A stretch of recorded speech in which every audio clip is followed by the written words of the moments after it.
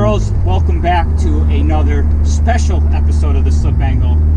We are in my 1993 FD3S Mazda RX-7, and I know there's been a long hiatus of this car.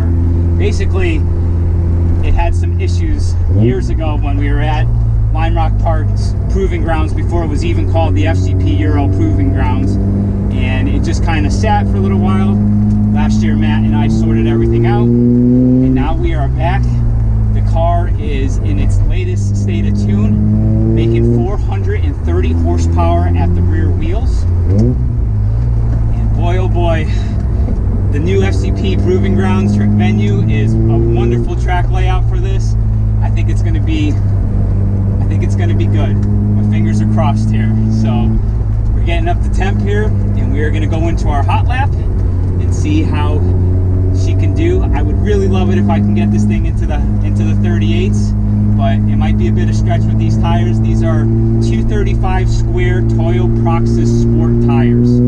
So not the grippiest tire, but not the least grippiest tire either. Just a really good all-around tire. We'll see how they hold up on track and if we can get a good lap time in this car. Immediately very crisp and precise steering inputs. My FD has a manual rack. Brakes feel good. These are Hawk HP Plus front and rear. Stock pad size.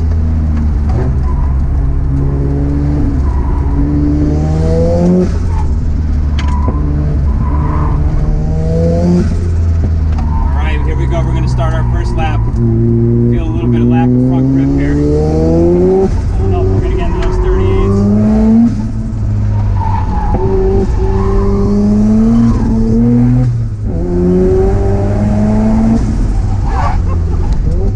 No power steering, no ABS. This is a old school car at its finest. Power feels great when it comes on.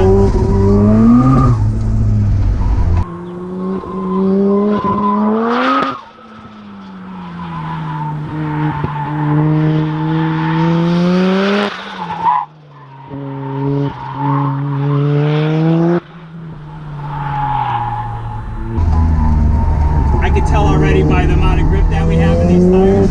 We're not setting any lap records today, but let's face it, guys, it's an FD. Are these really track day cars anymore, or is this more of a collector's car like that you can just enjoy? Oh my god, I just paused that lap. We'll cool her down a little bit. That power just comes on so much. I should also note that in the midst of getting the car back up on the road, my tachometer and my speedometer have both crapped out, which is common for the RX-7. So I don't have any of that, and I don't know where my shift points are. I'm really relying on noise. We're gonna do a standing launch for Matthew.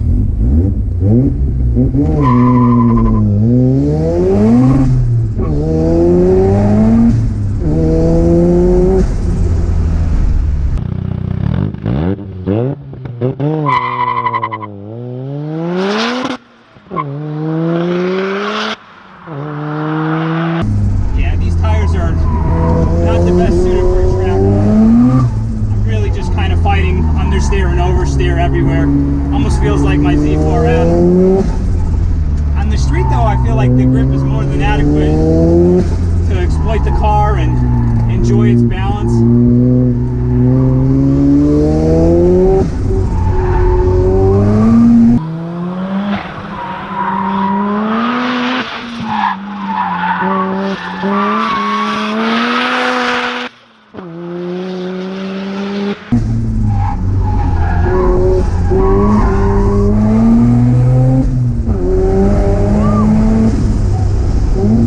Rocket ship around that straight. Can't wait to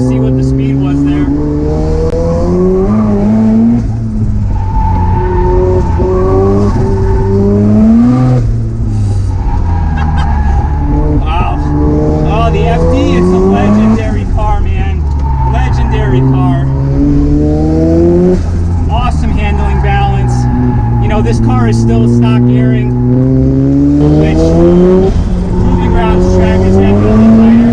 It favors shorter gearing or down low.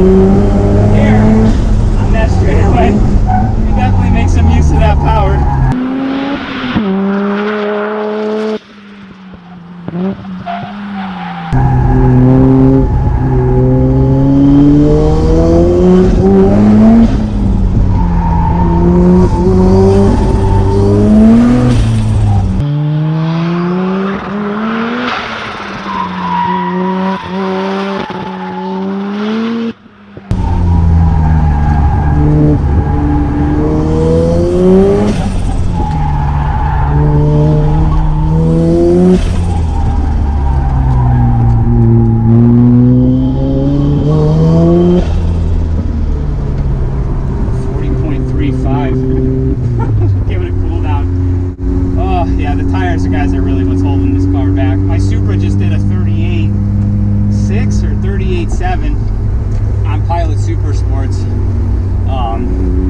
This is just, the tires are just not giving me the grip. As you can hear, they're just crying.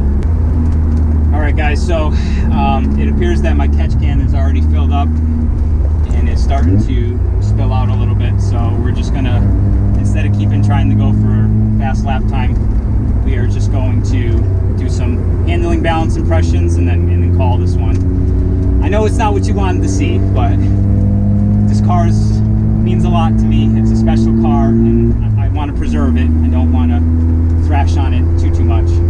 So let's see how she does at her limits of grip. Now mind you, this needs a realignment. Camber's matched right now, front and rear.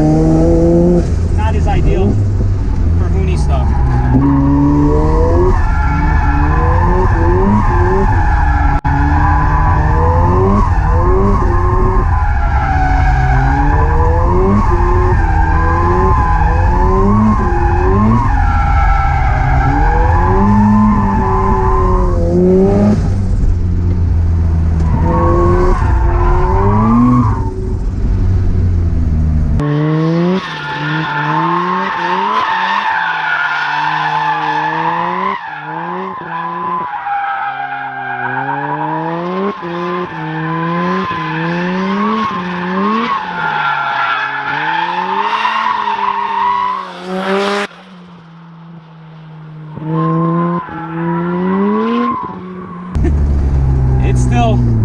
It still handles very well, even though camber's a little bit wonky or evenly matched. You can see in the middle of that slide it starts to go into an understeer push situation, and again, that's just a direct result of the camber settings.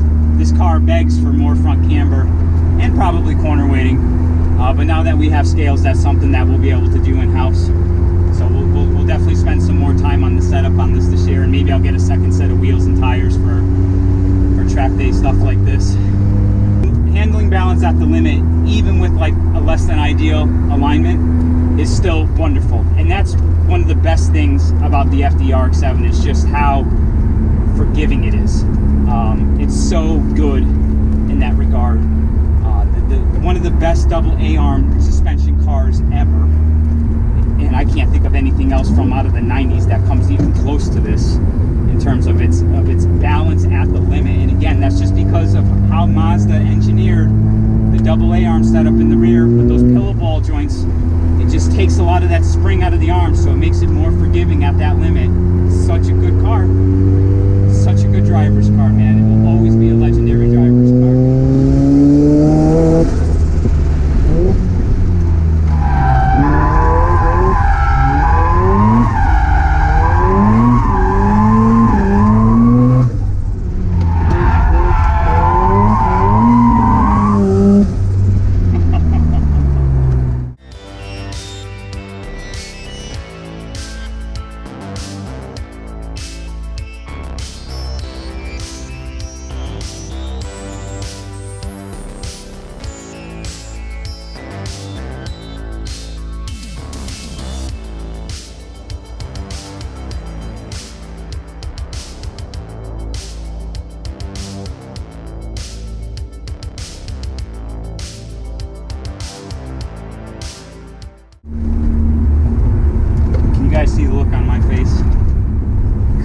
it's serious.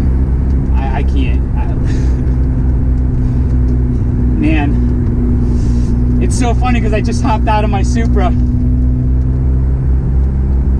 I just hopped out of the Supra and hopped into this, and you know, there's just a communication feeling. You become one with the car, and you just, older cars, man, they do that so good, so freaking good. It just does what you want it to do. It feels like an extension of your body. It's so good. It feels so good to have this car back out and like running, making more power, sounding more like a proper rotary. It's just such a cool experience.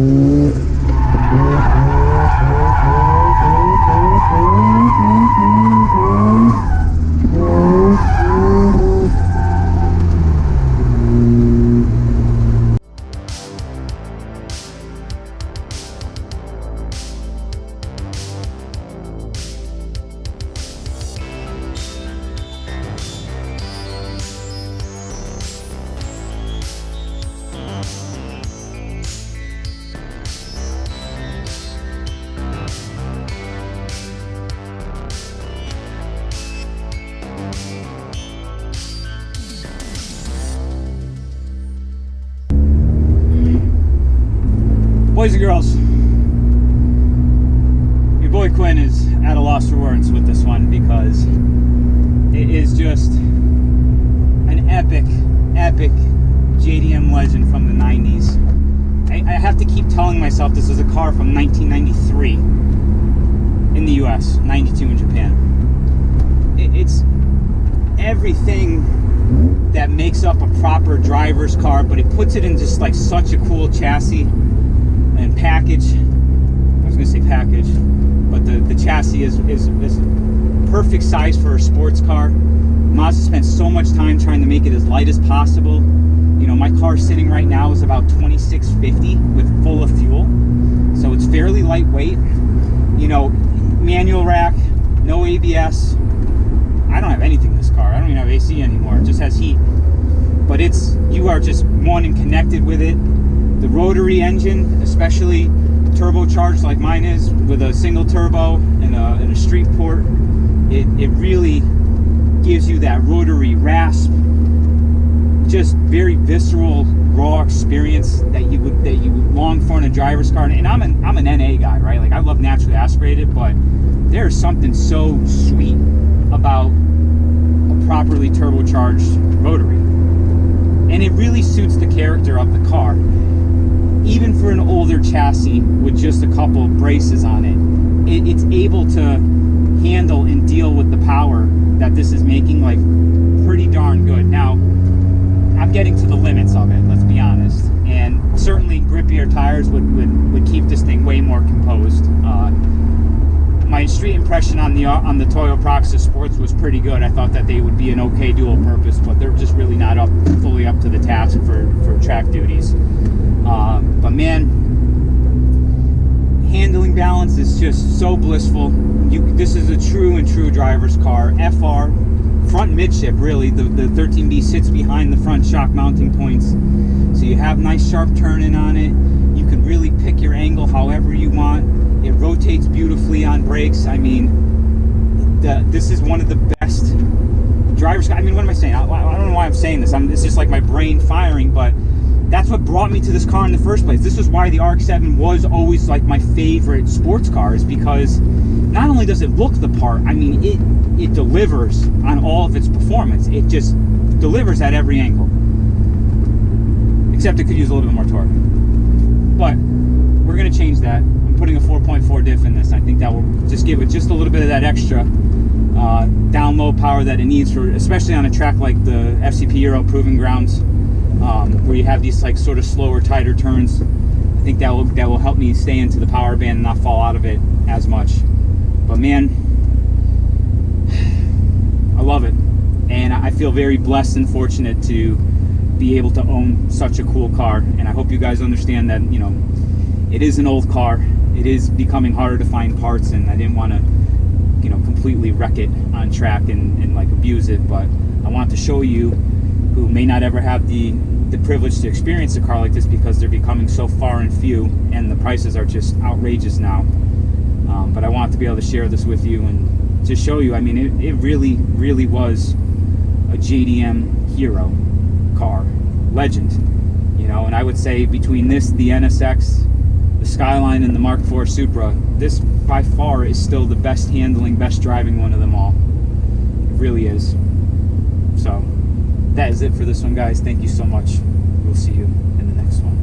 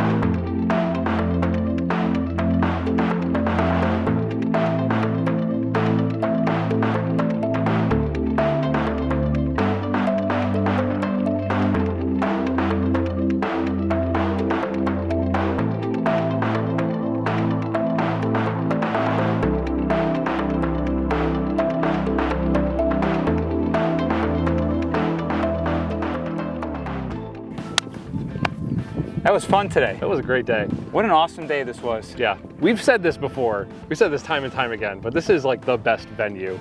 It literally for is. Driving. This is the FCP Euro Proving grounds at Limerock Park.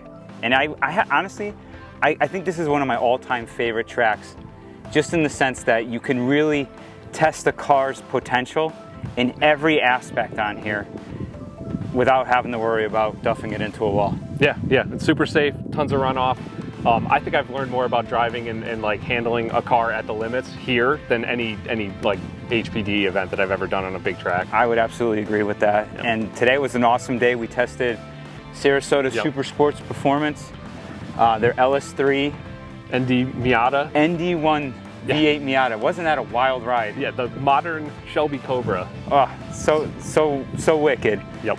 And then in addition, we got to put my brand new 2024 Toyota Supra 45th anniversary manual on track and get a baseline impression for it. How many miles on that now?